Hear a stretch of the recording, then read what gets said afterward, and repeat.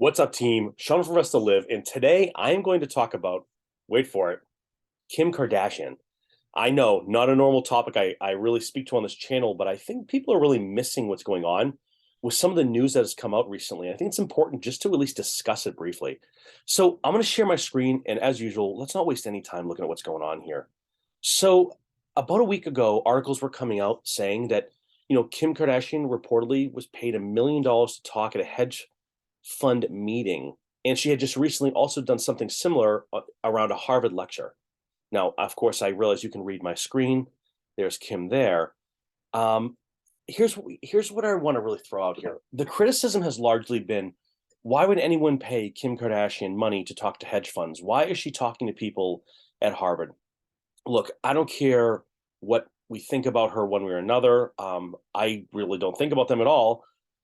But what's really interesting is I was thinking to myself, and I posted on this on Twitter about this as well, that when someone like Kim Kardashian speaks, she has fans that listen, and the value in knowing what's on Kim's mind is the same value we have on any information or any data we can get our hands on. That really speaks to what is coming, what might happen, what trends are in the market today.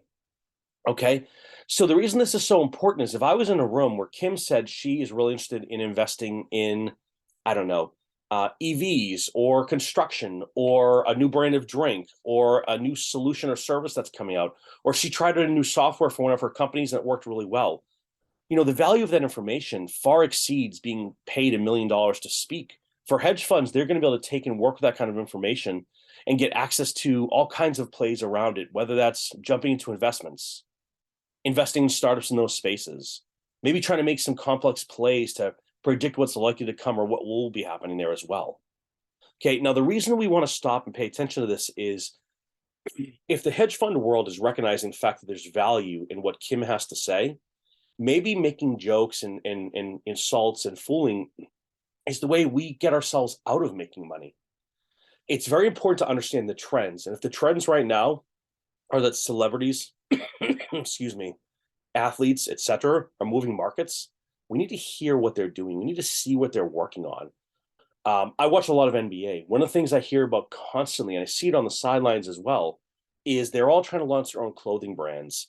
I don't care about the individual clothing brands. What I care about is what are the trends that are selling? Is it more of an urban wear? Are we shifting back to maybe more formal wear? Is it more of a casual perspective?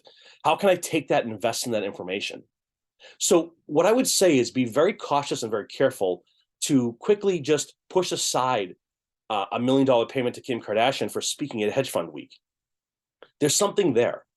There's something to be aware of. There's something that we need to pay attention to.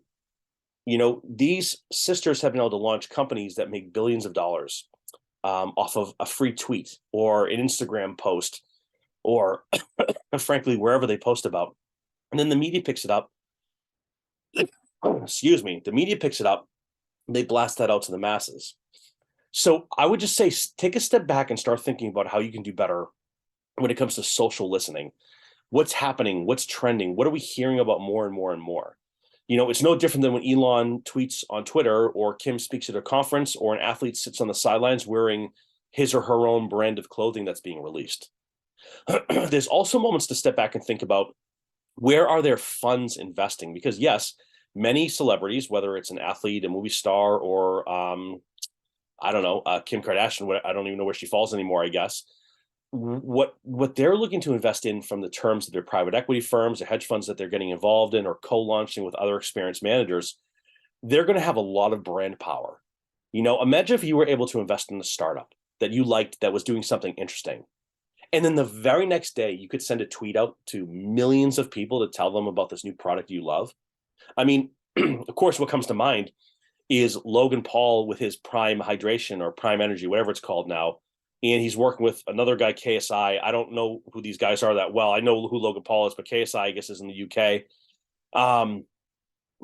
They've now taken that brand to doing something like 45 million in January of this year. Think about that. 45 million in a month on a relatively new, somewhat unknown product. This is a company that's going to be worth a lot of money. And the word on the street is he owns 20% of it. So if this thing sells for billions of dollars, you're looking at this kid making billions of dollars potentially, or $1 billion, say if it sells for 5 billion. So there's something there. There's something to pay attention to. Is it demand for the product, or is it just demand for attention, or is it demand for better marketing or more pointed marketing? I think time's going to tell. But as an investor, as someone who's out there in the world trying to generate returns, I think it really bears paying attention to the fact that you're missing the boat of big opportunities if you don't exactly understand why these things are happening, right? Is Logan Paul really going and doing boxing because he wants to fight people? Or is it because there was a plan in place to sell something for $20 billion in 5 years? I don't know. It's pretty interesting, right? Do the Kardashians do a TV show because they just want to be on TV? Maybe. I don't know. But when you look at what they've all done separately, the money they've made from it, it seems like the show creates a sort of center wheel that acts as a hub that all the different ventures have come off. And as they keep rolling, that wheel keeps getting bigger and bigger and bigger, but you can centralize it. You can put what they're wearing on a TV show. You can put what they're talking about on a TV show. This generates more and more buzz, which in turn generates more and more buzz, which in turn generates more and more fan attention. So that's it. It's not a rant. It's just a suggestion that before we look at things like this and just say, it's a YouTuber, it's a reality TV star. Yeah, those things can be true. They can be a lot of other things as well. They can be PE owners, right? They can run businesses. They can launch products. They can be very, very, very, very wealthy. And I think that whether you look at these folks as good, bad, indifferent, or anything in between,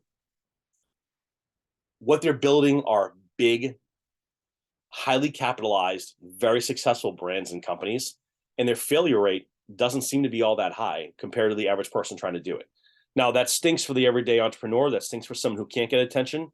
If you're trying to start up a fund and you can't get more than a few people to look at it, or you're trying to launch a new product and no one's interested in it, that's frustrating. I totally get that. But what I wonder is, how do we as entrepreneurs and people who think about startups start to think about how do we leverage that sort of that flow of power, that energy, that static and dynamic attention that's being pulled into them? So that's my challenge, is both as an investor, how do we look at and understand those trends and take part in them?